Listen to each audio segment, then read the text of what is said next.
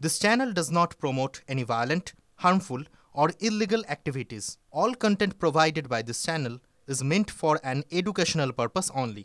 দেখেন টিভি 9 বাংলা, আমি আত্রি আপনাদের সঙ্গে। একের পর এক কীর্তি ফাঁস হচ্ছে। দেখুন সেই শান্তা পাল তার তথ্য তালাশ করতে গিয়ে একের পর এক তথ্য সামনে আসছে। কিনা রোগী হয়ে এসেছিলেন কিন্তু হয়ে গেলেন ব্যবসায়ী। বাংলাদেশি শান্তা পালের আরো জালিয়াতির পর্দাফাঁস। মেডিকেল পাসপোর্টের মেয়াদ শেষ হওয়ার পর জালিয়াতি করে দেশে পাকাপাকিভাবে থাকার চেষ্টা করেছিল শান্তা। তার কাছে আধার কার্ড, রেশন কার্ড, সমস্ত নথি, ভারতের সমস্ত নথি সে জোগাড় করতে পেরেছিল। আর এখানেই লালবাজার এবার খুঁজছে, তদন্ত করছে যে এই নথিগুলো সে কোথা থেকে জোগাড় করলো, কিভাবে জোগাড় করলো।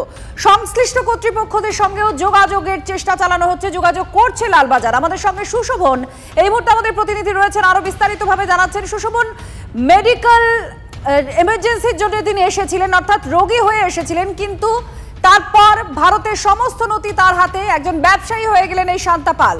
কি কীর্তি জানা যাচ্ছে এই সম্পর্কে, কিভাবে পুরোটা তিনি করলেন, এত নথি জোগাড় করলেন? দেখো, এত নথি কিভাবে জোগাড় করলো সেটাই লালবাজার মূলত জানতে চায়। তার কারণ তার কাছ থেকে যে পাসপোর্ট মিলেছে সেই পাসপোর্ট বাংলাদেশের, মাধ্যমিকের যে একেবারে সার্টিফিকেট সেটা বাংলাদেশে, কিন্তু আধার কার্ড, ভোটার কার্ড সেটা এখানকার। আর পুলিশ ইতিমধ্যেই জানতে পেরেছে যে সে একটা ব্যবসা শুরু করার চেষ্টা করছিল, যেটা একেবারে ট্রাভেল এজেন্সির ব্যবসা। মূলত যারা আসবেন কলকাতায় তাদের বিভিন্ন জায়গায় ঘুরে দেখানোর জন্য, এবং সেখানে যে ডকুমেন্টসগুলো সাবমিট করা গেছিলো সেই ডকুমেন্টসগুলোতেও কোথাও গরমিল, সেখান থেকেই পুলিশের নজরে আসে। আর তার যদি ফেসবুক প্রোফাইল দেখা যায়, সে কিন্তু এখানে হোটেল করবে, এমনকি একটি ব্যাংকের সঙ্গে সঙ্গে যোগাযোগ করছে, সেখানেও কি সেই ডকুমেন্টস দিয়েছিল, এটাও কিন্তু পুলিশ ইতিমধ্যে জানতে চায়। এবং যেটা আরও গুরুত্বপূর্ণ, যে সে এখানে কেন থাকতে চেয়েছিল, তার কারণ স্বাভাবিকভাবেই কোনো ব্যক্তি আসতেই পারেন, কোনো ব্যক্তি এসে সে জানে তার মেয়াদ কতদিন, সে সেই সময়ের মধ্যে কবে চলে যেতে হবে, না হলে কিন্তু পুলিশের নজরে সে যথেষ্ট অপরাধী হতে পারে, সে অ্যারেস্ট হতে পারে, একাধিক সম্ভাবনা থাকতে পারে। কিন্তু কোথাও যেন সে সব কিছুকে অবজ্ঞা করেছিল, এবং সেই সমস্তকে অবজ্ঞা করেই সে একটা আধার কার্ড, একটা ভোটার কার্ড এগুলো বানানো শুরু করেছিল। তাই এগুলো কে বানাতে সাহায্য করেছিল আর কারা কারা এই পেছনে রয়েছে, তাই একাধিক জিনিস জানতে চায়। তুমি জানো যে 8 তারিখ পর্যন্ত পুলিশ হেফাজতের নির্দেশ দেওয়া হয়েছে, সেখান থেকে তাকে জিজ্ঞাসাবাদ করে আরও তথ্য জানতে চায় গোয়েন্দা। ধন্যবাদ সুশোভন, আমাদের প্রতিনিধির সঙ্গে ছিলেন। আর আপনারা জানেন এই সমস্ত নথি সে তৈরি করেছিল, কিভাবে তৈরি করলো, কারা তাকে নথি বানিয়ে দিল, এই সমস্তটা লালবাজার খতিয়ে দেখছে। এমনকি এই নথিগুলো ব্যবহার করে রাষ্ট্রায়ত্ত ব্যাংকের কাছ থেকে লোনও অ্যাপ্লাই করেছিল বলে আমরা জানতে পারছি। যে ব্যবসা ফাদার একটা কৌশল নিয়েছিল, তার জন্য যে সমস্ত কাগজপত্র প্রয়োজন, যা যা করণীয়, সমস্তটাই করেছিল শান্তার। কি করে করলো, কোথা থেকে এত কাগজপত্র জোগাড় করলো, কিভাবে করলো, এটা এখন খতিয়ে দেখা হচ্ছে। এর এই শান্তার খোঁজ করতে গিয়ে আরো বিস্ফোরক তথ্য সামনে আসছে। খাস কলকাতায় কত বাংলাদেশির হাতে ভারতীয় নথি, পিসির শাশুড়ির ঠিকানা দিয়ে ভারতের আধার কার্ড বানিয়েছেন একজন বাংলাদেশি যুবক। টিভি 9 বাংলার অন্তর তদন্তে সেই যুবক সম্পর্কে জানা গেল, বেহালার সরসুনার সেখানকার ঠিকানা ব্যবহার করেছে, আর সেখানেই বাংলাদেশি দম্পতির হদিশ পাওয়া গিয়েছে। যাদবপুরে ধৃত এই বাংলাদেশি শান্তা পালের সোশ্যাল মিডিয়া পোস্টে সুমন শীল নামে এক ব্যক্তির নাম পাওয়া যায়। তথ্য তালাশ করতে গিয়ে দেখা যায় সেই সুমন শীল বাংলাদেশের নাগরিক। সুমনের আবার ভারতের আধার কার্ড আছে। ঠিকানা তিনি ব্যবহার করেছেন বেহালার সরসুনার। সুমনের সরসুনার আনন্দনগরের ঠিকানায় পৌঁছে মিলল চাঞ্চল্যকর তথ্য। সুমন শীল বাংলাদেশের পটুয়াখালীর বাসিন্দা, সরসুনায় থাকেন সুমনের পিসি শাশুড়ি আর ঠাকুরমা। সেই ঠিকানাতেই নিজের আধার কার্ড বানিয়ে ফেলেছেন সুমন। সুমন কোথায় থাকতো? ও বাংলাদেশি। আচ্ছা, বাংলাদেশি। এখানে কবে এসেছিল? ওই বললাম স্বামী শরীর খারাপ হয় তখন ওই দেখতে এসেছিল। কতদিন? হঠাৎ ডাক্তার আমার সেই মাস্টার আমার মনে নেই, বললাম না, হ্যাঁ জানুয়ারি মাসে মারা গেছে, তখন এসেছিল দেখতে। আচ্ছা, কি কাজ করতে সুমন? আমি সেটা বলতে পারবো না। সুমন চন্দ্র শীল আপনার কে হয়? নাতি জামাই। আপনার নাতি জামাই। আচ্ছা, এখানে কতদিন আগে ছিল? সে এখানে আইছিল 5-6 মাস হয়েছে। আচ্ছা, এখন কোথায় থাকে সুমন?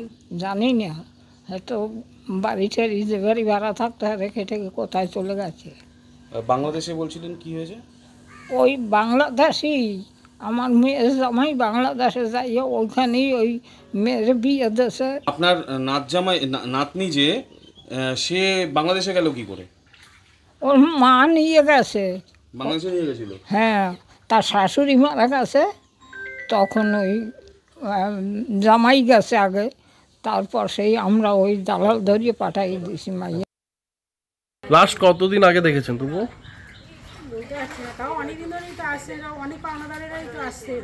পাওনাদাররা অনেকের কাছ থেকে টাকা পয়সা নিয়েছেন? ওরা কোথায় থাকতো শুনুন? কোথায় বাংলাদেশে বিয়ে, ওনারা তো বাংলাদেশের লোক, এখানেই এসেছে।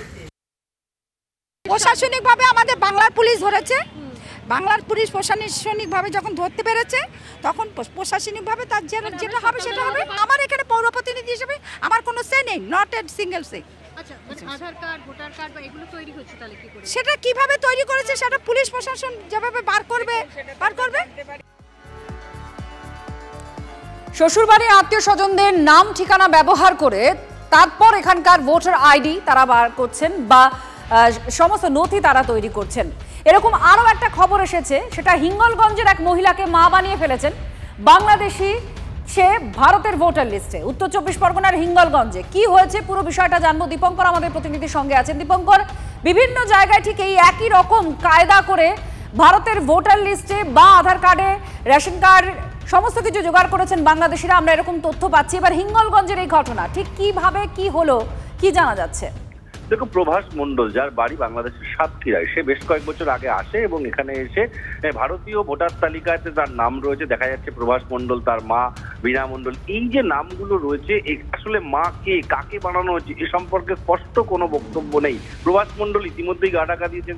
তার স্ত্রীর সঙ্গে কথা বলি যখন আমরা সাংবাদিকরা, তখন কিন্তু তিনি বলেন প্রভাস মণ্ডল 30 বছর আগে এসছে, অথচ ভোটার লিস্টে যে নাম রয়েছে সেই প্রভাস মণ্ডলের নামের সঙ্গে বয়স রয়েছে 37 বছর। এখানে 7 বছর বয়সে সে এসে নিশ্চয়ই জমি কিনে বাড়ি করে এখানে স্থায়ীভাবে থাকছে না। তাহলে এই কথাবার্তার মধ্যে অসঙ্গতি যেমন রয়েছে, এবং ইতিমধ্যে এই বিষয়টাকে কেন্দ্র করে রাজনৈতিক চর্চা শুরু হয়েছে। একদিকে স্থানীয় বিধায়ক তিনি বলছেন এটা নির্বাচন কমিশন নাম তোলে, বিধায়ক নাম তোলে না, সুতরাং এই দায় নির্বাচন কমিশনকে নিতে হবে, যদি এর কোনো ভুল থাকে তার উপযুক্ত শাস্তির ব্যবস্থা দাবি করছেন তিনি।